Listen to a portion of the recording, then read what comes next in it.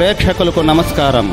ADN news TV మనదర్శి మన local channel. ADN news TV ప్రేక్షకులకు నమస్కారం. వార్తలు చదువుతుంది మీ ప్రసన్నారాం.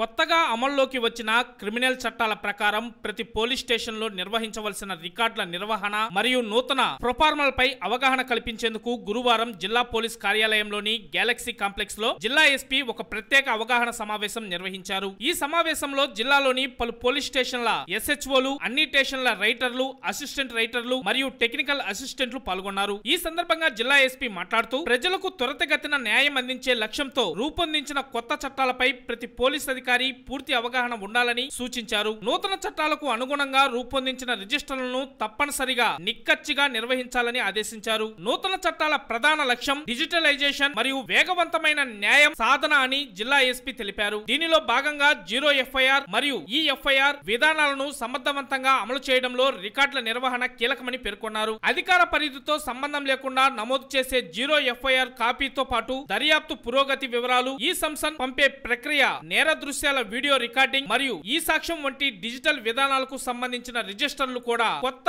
ప్రొఫార్మర్ ప్రకారం జాగ్రత్తగా నిర్వహించాలన్నారు. నేరాల దర్యాప్తు వేగవంతం చేయడంలో భాగంగా ముఖ్యంగా మహిళలు మరియు పిల్లలపై జరిగే నేరాల దర్యాప్తును 2 నెలల్లో పూర్తి చేయడానికి సంబంధించిన రికార్డులు పక్కాగా ఉండాలని సూచించారు. కొత్త చట్టాల అమలుతో పోలీసుల జవాబుదారీతనం మరియు పారదర్శకత మరింతగా పెరుగుతాయని జిల్లా ఎస్పీ సూచించారు. ప్రాపర్టీ మరియు గవర్నమెంట్ రిజిస్టర్ ను ఎప్పటికప్పుడు అప్డేట్ చేయాలన్నారు. కొత్త మార్పుల ప్రకారం ఛార్జ్ షీట్ దాఖలా, ఎఫ్ఎస్ఎల్ నివేదికల నమోదు, అలాగే ప్రిలిమినరీ ఎంక్వైరీ రికార్డుల విషయంలో ఎలాంటి లోపాలు లేకుండా చూసుకోవాలని జిల్లా ఎస్పీ ఆదేశించారు. రికార్డులన్నింటినీ crime and criminal tracking network and system పోర్టల్లో ఎప్పటికప్పుడు అప్డేట్ చేయాలన్నారు. నూతన చట్టాలను విజయవంతంగా అమలు చేయడానికి సమర్థవంతమైన రికార్డుల నిర్వహణ చాలా ముఖ్యమన్నారు. ఈ కార్యక్రమంలో డిసిఆర్బి ఇన్స్పెక్టర్ దేవ Prabhakar, IT core inspector Suryanarayana, Ongole 2 town CI Srinivasulu, ఎస్ఐలు మరియు సిబ్బంది తదితరులు పాల్గొన్నారు.